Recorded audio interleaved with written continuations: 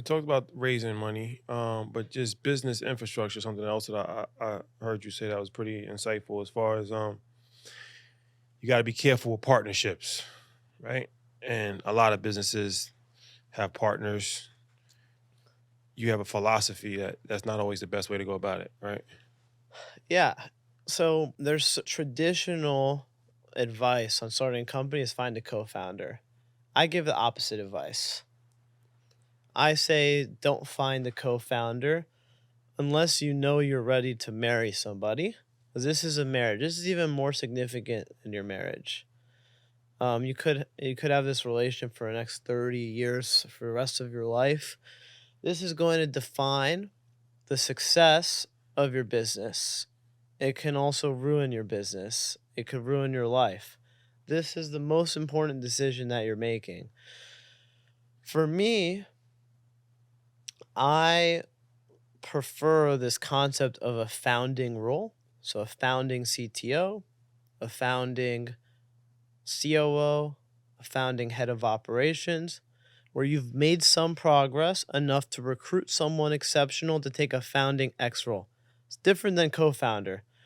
A co founder implies a double digit percentage of your company that you're sharing with that person. A founding role may be single digits, it may be mid single digits, it could be considerable percentage of your company, but it at least lets you hedge your bets, or not, it protects you because they're probably not on the board initially. They don't have voting control of your company, so effectively they're fireable. They're on a vesting schedule, which means if you fire them early, they don't get all their equity.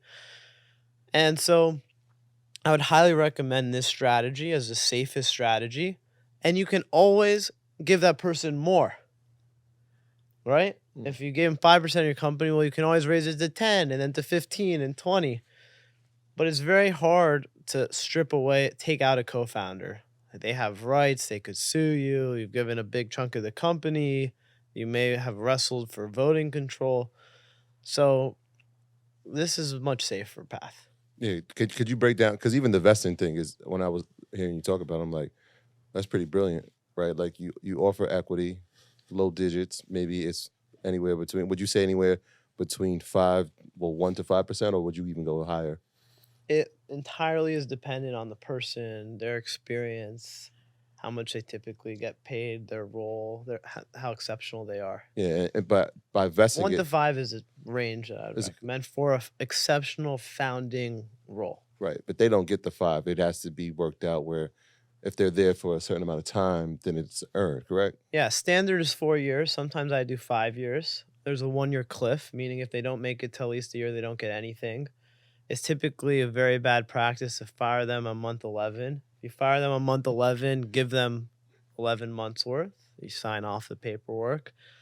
But if they don't make it past 6 months, they typically don't deserve anything because they weren't a good enough fit. But if they make it past 6 months, you should give them you should even though you don't have to until a year, should give them what they earned proportionally. And then yeah, you know, they earn typically it's a monthly vest. So Do do you find that, I mean, obviously you're hiring these people because you see something in them, but do you see the return is that the dedication to the company has changed because of the equity that can be gained if they potentially obviously outworked what they you saw in them, but long term what this company can potentially be? yeah. Uh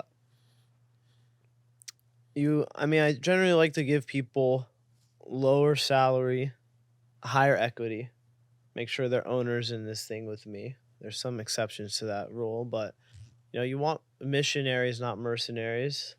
You want someone who's all in, behind the purpose, behind you, who believes. You need believers in order to build something from scratch. It's just too hard to hire mercenaries who are just doing it to get paid. Building a startup is too hard.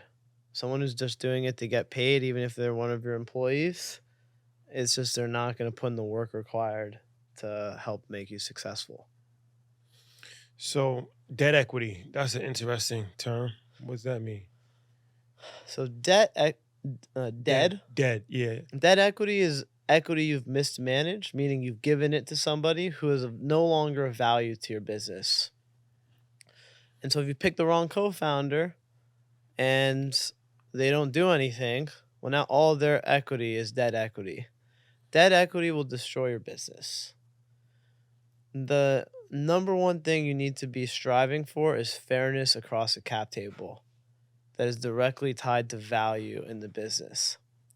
And so fairness is a topic that is also rarely discussed, but it's very important. Meaning, if you have an A player who has this much equity and they're sitting next to a B player with the same amount of equity, they're going to be like It's demoralizing.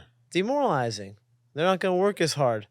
You want your A player to be all in. And so they, even if they don't have transparency into the cap table, people whisper and people talk and they share notes and they share their information. So they'll find out. You hope they don't find out, but you have to expect that everyone will find out. And you have to have a cap table, even if you don't share it with the team, which you shouldn't because it creates too much controversy. But if it was to be shared, you can stand behind it. This sense of fairness is everything. There's a great sales adage, which is feed your eagles, starve your turkeys. So your A players, roll out the red carpet for your A players. Be very generous with them. And B players, you got to get rid of them.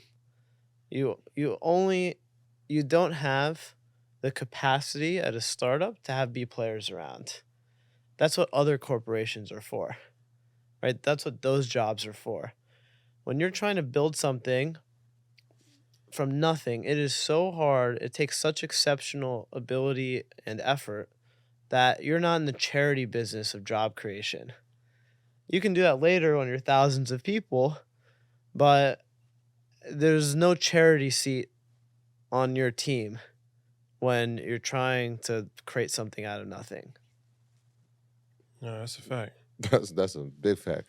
You mentioned the cap table, and so kind of twofold question: how do you vet? I mean, in the early days and now, how do you go about vetting who belongs and how many people are going to be on the cap table? And then the other part is the board, right? Because most people are not even familiar with what that process is and how many people you should have, the different roles of the board members. Give a little bit of information about that. Board is the governing body of your company. It's where votes take place on important corporate decisions. Do we create more option pool? Do we approve this round of funding? Do we take on this new capital? All the board makes those decisions. How much budget do we spend every year? The board is very important from a governance standpoint, but if you set it up wrong, it could destroy your business. Because if you have the wrong people on there who are outvoting you as the founder, who don't have the context, who aren't in the trenches day in and day out, your business is screwed. And so I believe in founder-led boards. I believe that founders, a lot of the great companies have, initially founder-led boards that eventually have some diversification on it. But the simplest way to set up a board is you as a founder, it's just you. Don't be putting anyone on your board. I don't care how much of a hotshot they are, how big their name is.